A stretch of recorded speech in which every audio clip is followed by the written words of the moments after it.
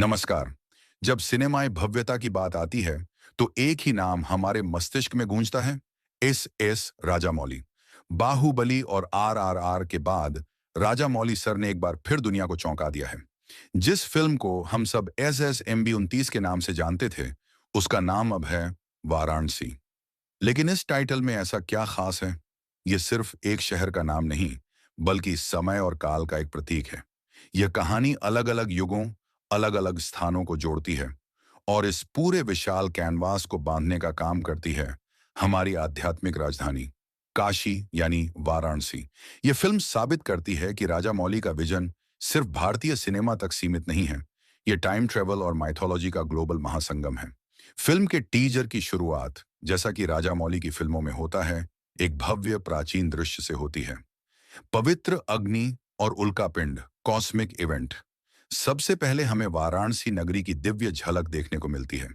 कई अर्शी भव्य अनुष्ठान में लीन हैं।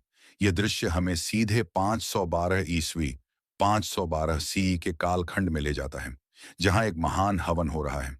और फिर इसी हवन की अग्नि से एक क्षुद्र ग्रह, एस्ट्रॉयड, जन्म लेता है। यह उल्कापिंड आसमान से सीधा अंटार्कटिका में बहती हुई बर्फीली नदी रॉस आइस शेल्फ में गिरता है, जिसके बाद हमें अफ्रीका के अम्बोसेली जंगल की झलक मिलती है।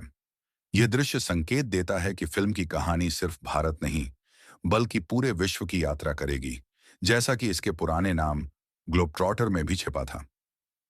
त्रेता युग की झलक, त्रेता युगा। विजन यहाँ खत्म नहीं होता। राजामौली हमें इतिहास में और पीछे ले जाते हैं।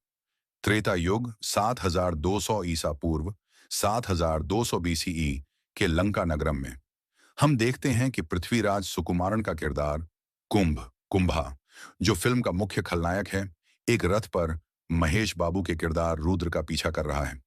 इसी दौरान हमें वानर सेना और राम कुंभकर्ण युद्ध की याद दिलाने वाले महायुद्ध की एक झलक दिखती है, जहां हनुमान जी को पर्वत उठाते हुए दिखाया गया है।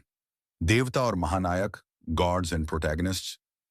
टीजर हमें एक प्राचीन मंदिर में ले जाता है, जहां हमें देवी छिन्नमस्ता की एक शक्तिशाली मूर्ति दिखाई देती है। ये दृश्य राजा मौली के विजन को एक नया आध्यात्मिक आयाम देते हैं। रुद्र का प्रवेश, एंट्री ऑफ रुद्रा। और फिर जिसका हम सबको इंतजार था, हमारे महानायक का प्रवेश। महेश बाबू फिल्म में रुद्र का किरदार निभा रहे हैं। एक बैल पर सवार होकर, हाथ में त्रिशूल लिए हुए, मणिकर्णिका घाट वाराणसी पर खड़े दिखाई देते हैं। उनका यह उग्र और अनदेखा अवतार हर किसी के रोंगटे खड़े कर देता है। स्टार कास्ट और कहानी की परतें। इस महान गाथा में उनका साथ देने के लिए हैं ग्लोबल आइकॉन प्रियंका चोपड़ा, जो मंदाकिनी का किरदार निभा रही हैं।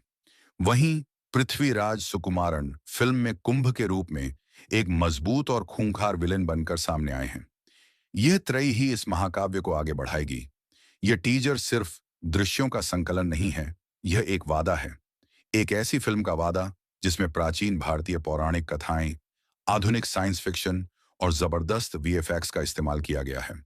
राजा मौली ने एक बार फिर साबित कर दिया है कि वह सिर्फ निर्देशक नहीं, बल्कि एक विजनरी हैं, जो भारतीय संस्कृति और उसके महानायकों को एक वैश्विक मंच पर ला रहे हैं। महेश बाबू का रुद्र अवतार हो, प्रियंका चोपड़ा की रहस्यमय उपस्थिति हो, या पृथ्वीराज का शक्तिशाली विलेन लुक, वाराणसी सिनेमा के इतिहास में एक मील का पत्थर बनने जा रही है। तो तैयार हो जाइए, यह सिर्फ शुरुआत है। राजा मौली ने अपनी हर फिल्म के साथ हमें जो अनुभव दिया है, वाराणसी उसे एक नए स्तर पर ले जाएगी और हर दर्शक को यह सोचने पर मजबूर कर देगी कि भारतीय सिनेमा की शक्ति क्या है।